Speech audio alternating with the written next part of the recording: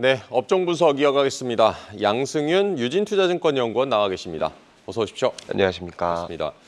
연구원님, 요즘 제 주변에도 이제 슬슬 여름휴가 준비하는 분들 계시는데 해외여행 많은 여름은 항공사의 최대 성수기로 꼽힌다고 하던데 항공주 전반적인 주가 흐름 지금 어떻게 보고 계십니까?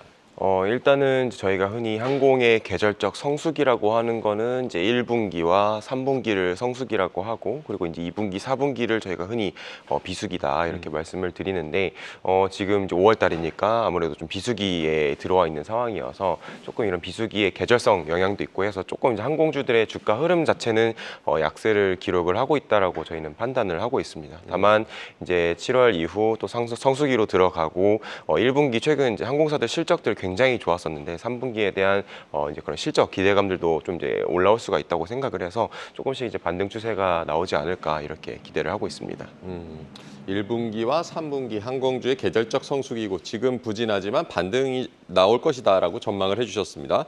코로나19 이후에 보복 여행 수요가 정점을 이제 통과하고 있다는 분석도 나옵니다. 이미 국제선 여객이 2019년 대비해서 90% 중반 수준까지 회복돼서 여행객이 이제 더 늘어날 수 있겠느냐 이런 우려가 있는 건데 이런 의견에 대해서 어떻게 보십니까?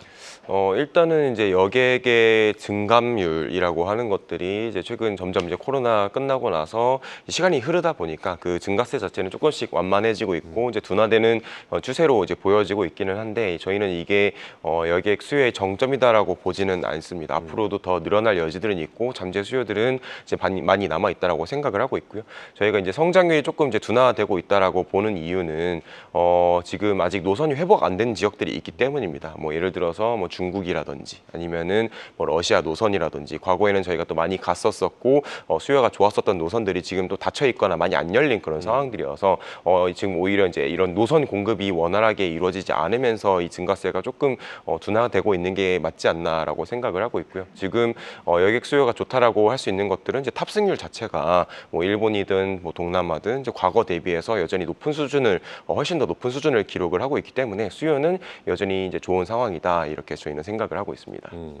노선 아직 회복이 안 된 곳들, 안 된 노선들이 재개되는지를 좀 살펴봐야겠습니다.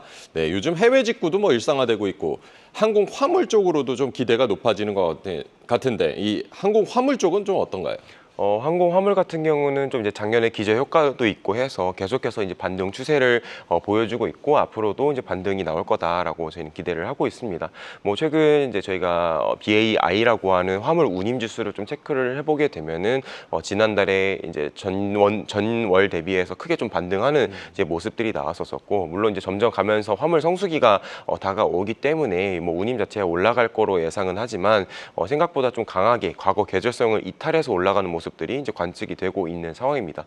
결국 이렇게 화물 수요가 그렇게 완전히 경기 회복이 안 되고 있는 상황이어서 좋다고는 볼 수가 없겠지만은 일부 이제 홍해 이제 사태라든지 아니면은 또 이제 미국 쪽으로는 이런 중국발 이커머스 물동량들이 과거에는 없었던 것들이 좀 더해지는 이제 그런 상황들이어서 계속해서 물동량과 그리고 운임 모두 좀 견조한 추세를 이어나가지 않을까 기대를 하고 있고요.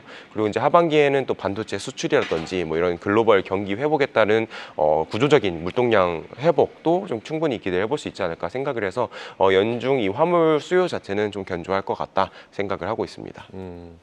BAI 4월에 크게 반등했고 화물 성수기도 오고 있다고 전해주셨고 하반기에 글로벌 경기 회복과 맞물려서 또 기대감을 높이고 있다고도 전해주셨습니다.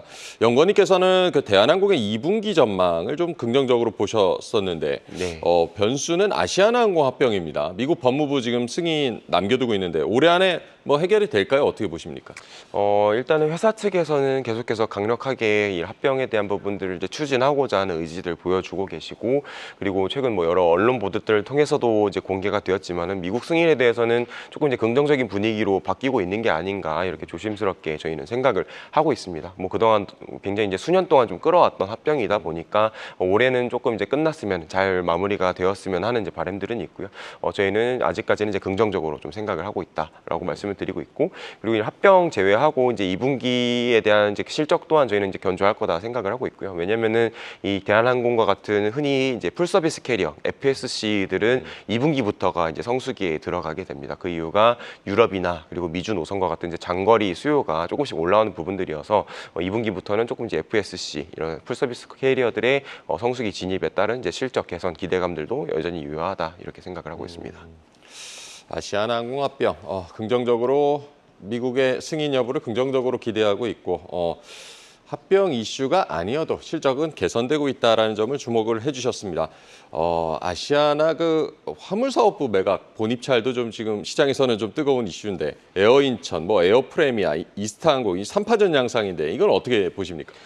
일단은 지금 이제 입찰이 진행되고 있고 조금 생각했던 것보다 이제 딜레이가 발생을 하고 있기는 한데 여전히 저희는 화물 사업에 대한 매각은 뭐 마찬가지로 좀 잘 이루어지지 않을까 생각을 하고 있고요. 지금 말씀해주신 대로 에어 인천 그리고 에어 프레미아, 이스타 항공이 각각 뭐 이제 여러 재무적 투자자들 FI들과 손을 맺고 현재 입찰을 하고 있는 상황이고요. 사실 뭐 결과가 나오기 전까지는 어떤 항공사가 그 화물 사업부를 가져갈지는 좀 예단하기는 어렵지만은 아무래도 이제 과거에 화물 사업 운영 경험들이 있는 에어 인천이 조금 저는 유리해 보이지 않나 개인적으로는 좀 이렇게 생각을 하고 있고요.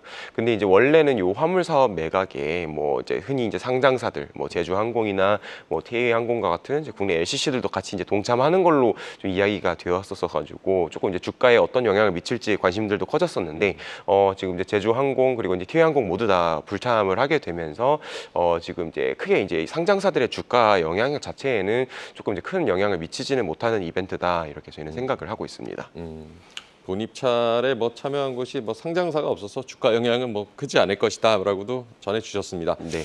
대한항공은 현재 뭐 저평가라는 의견이 많은데 뭐 재무 구조가 개선돼서 대외 변수에도 취약하지 않다는 것 그리고 지금 주가도 좀 많이 내려와 있는 상황이고 현재 뭐 저점 매수 전략 유효하다고 보십니까?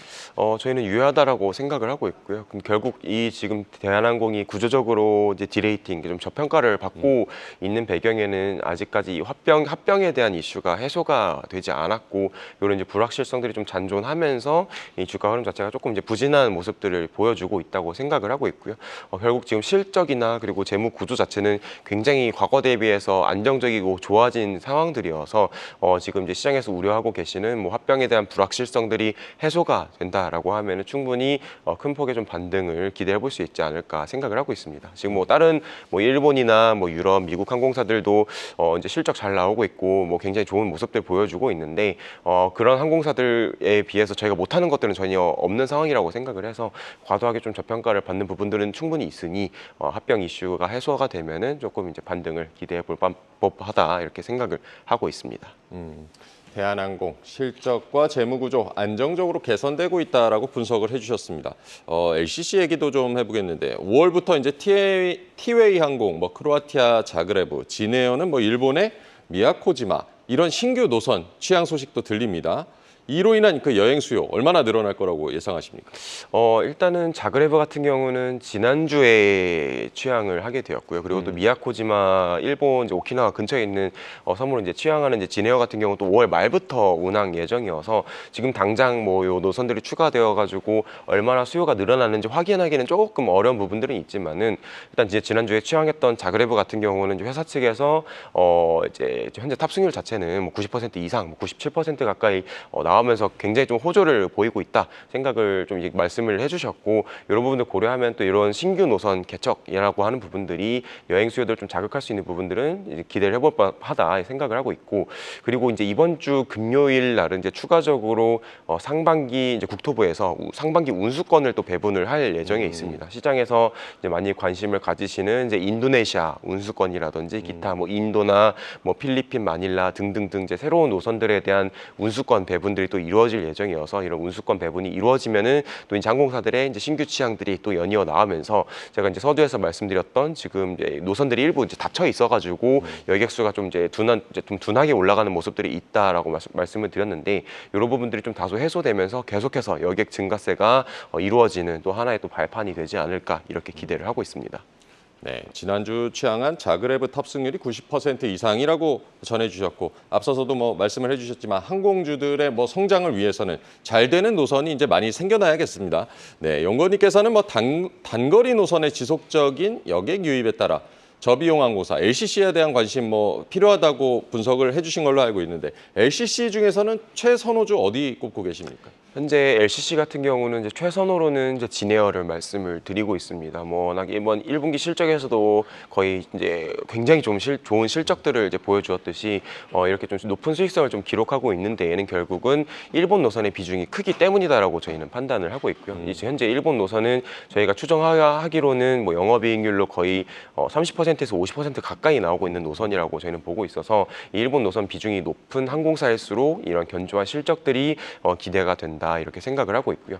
그리고 FSC가 이번 이제 성수기 들어오면서 당연히 FSC 관심도 유효하기는 한데 최근에 뭐 달러나 그리고 뭐 유로 이런 환율들이 좀 높은 수준에서 추이하고 있는 상황이어서 조금 이제 장거리로 가시기에 부담스러워하시는 분들도 나오면서 이제 일본이나 이런 동남아 쪽으로의 이런 단거리 수요들도 계속 좀 유입이 되지 않을까 생각을 하고 있어서 LCC도 당연히 관심을 이제 가져야 된다 생각을 하고 있고요. 뭐 유럽이나 이런 미국 항공사들의 주가 흐름들이나 현재 업황 그리고 시장에서 보는 이제 뷰들을 좀 저희가 찾아보게 되면은 아무래도 FSC보다 LCC에 대한 관심들이 좀 더 높아지신 것 같습니다. 뭐 당연히 티켓 가격 좋고 수요 좋은 것들은 맞는데 장기적으로 이제 시장이 불확실해질 가능성들도 배제할 수 없으니 조금 이런 경기 방어에 대한 부분들 관점에서 LCC를 이제 선호하는 추세들도 나오고 있기 때문에 한국 LCC들도 충분히 관심을 좀 가져볼 만하다 생각을 하고 있습니다. LCC 최선호주로는 진에어를 꼽고 계시고 일본 노선 비중이 높기 때문이다라는 점도 전해주셨습니다. 하반기 이제 뭐 항공주 투자 전략 저희 투자자분들은 어떻게 세워보는 게 좋을까요? 지금 항공 같은 경우는 사실 저는 이제 연간으로 봐야 된다라고 이제 생각은 하고 있기는 한데 아무래도 분기 계절성들이 굉장히 크고 다른 뭐 정유나 유틸리티 섹터와 같이 좀 이런 시클리컬한 부분들이 있어서 시클리컬 관점에서 조금 이제 2분기 비수기 때 좀 저점을 잡고 3분기 성수기 실적 때 조금 이제 매도를 하는 저점 매수 전략이 좀 유효하지 않나 이렇게 생각을 하고 있습니다. 자, 3분기 성수기 전에 저점 매수 전략이 유효하다라고도 전해주셨습니다. 로봇 얘기도 저 잠깐 해보겠는데 삼성전자가 로봇 사업 조직을 뭐 개편한다는 소식 들리면서 로봇주 다시 좀 관심 되찾고 있는데 현재 주가 흐름은 어떻게 보십니까? 지금 로봇주들 같은 경우는 연초 이래로 해서 보면은 계속해서 조금 이제 부진한 모습들을 계속해서 보여주고 있습니다. 그 이유는 결국은 작년에 워낙 좋았던 모멘텀들이 많았었고 좋은 이제 기회들이 많았었기 때문에 좀 그런 기대감들 때문에 강세를 이제 보였었는데 올해는 조금 다소 전년 대비로 보면은 모멘텀 자체는 좀 약화가 된 게 아닌가 생각을 하고 있고요. 그리고 이제 올해부터는 조금 이제 실적 성장에 대한 것들도 좀 저희가 기대를 해보고 이제 기대감들이 실적으로 이제 전환되는 모습들이 나와야 되는데 아직 1분기까지는 이제 그런 모습들이 잘 나오지는 않고 있는 그런 상황이어서 조금 이제 주가 자체는 좀 부진한 상황이지 않나 이렇게 저희는 생각을 하고 있습니다. 그래도 이제 로봇 산업이라고 하는 것들은 앞으로도 계속해서 성장할 수밖에 없는 이제 그런 산업이고 최근에 말씀해주신 대로 뭐 삼성전자나 이런 국내 주요 대기업들이 계속해서 이 로봇 사업에 대한 이제 관심들을 이제 보여주고 있는 상황이라 분명히 또 올해 한 번쯤은 또 이제 반등의 기회들이 찾아오지 않을까 생각을 하고 있고 하반기 같은 경우는 이제 이제 금리 인하나 그리고 이제 경기 회복에 따른 이제 실적 개선에 대한 기대감들도 충분히 좀 가져볼 수가 있을 것 같아서 하반기에 이 로봇주들의 조금씩 이제 상승하는 추세들을 기대를 해볼 필요가 있을 것 같다 이렇게 생각을 하고 있습니다. 로봇주 기대감이 실적으로 이어져야 된다. 하반기 실적 기대감을 가져볼 만하다라고도 조언을 해주셨습니다. 네, 오늘 양승윤 유진투자증권 연구원과 얘기 나눠봤습니다. 감사합니다. 감사합니다. 계속해서 다양한 경제 이슈를 알고 싶다면 구독과 좋아요, 알림 설정 부탁드립니다. AI 캐스터 권미정이었습니다.